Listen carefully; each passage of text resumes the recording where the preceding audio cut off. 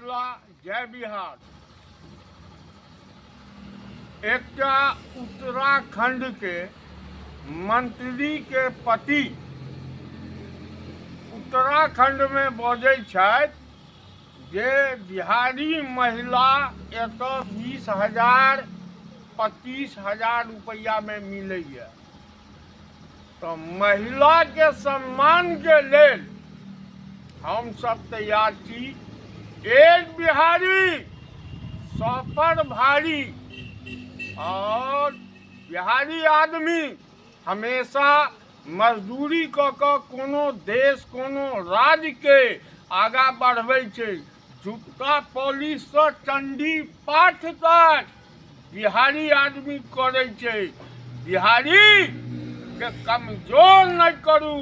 सरकार से हम आग्रह करब कि माननीय उप मुख्यमंत्री सम्राट चौधरी और मुख्यमंत्री नीतीश कुमार जी, उप मुख्यमंत्री विजय सिन्हा से हम आग्रह निवेदन करबन कि मुद्दा के भारत वर्ष में उठेबाक चाहिए। एक बिहारी 100 पर भारी, बुझलिए अहाँ सबके? नहीं सही बात है, एकदम सही बात है। ई बहुत ये अन्याय भ रही है, ये ठीक बात नहीं है। और बिहारी पर राजनीति केनाई बंद करू। आवाज से हम सब वाहन करे छी। पता चलल है अहाँ सबके कि बिहारी माय बहन के गाड़ी पढ़े एगो मंत्री के पति, एगो संविधान पर बैसल पद पर हुनकर पति कहे छन। हर देश हर राज्य में सब रोजी रोटी के लेल कतौ नौकरी पर जाइ छै, ओकरा अहाँ गलत नहीं समझियो।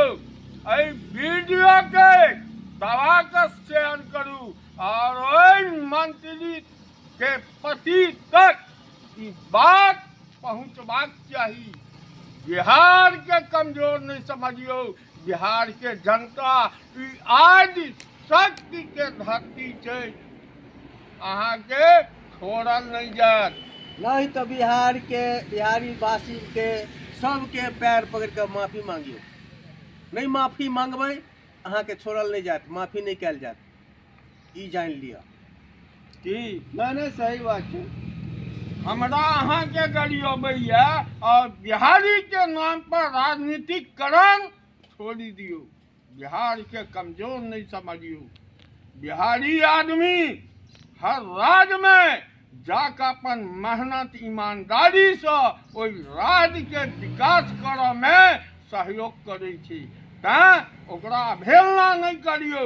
और एहि पर सरकार से हाथ जोड़ कर हम सब विनती करे छियै, नहीं तो हम सब FIR करबन ओई मंत्री के पति पर। बिहार में कोर्ट में घसीटबन। बिहार के कमजोर नहीं समझत। जय मिथिला जय बिहार।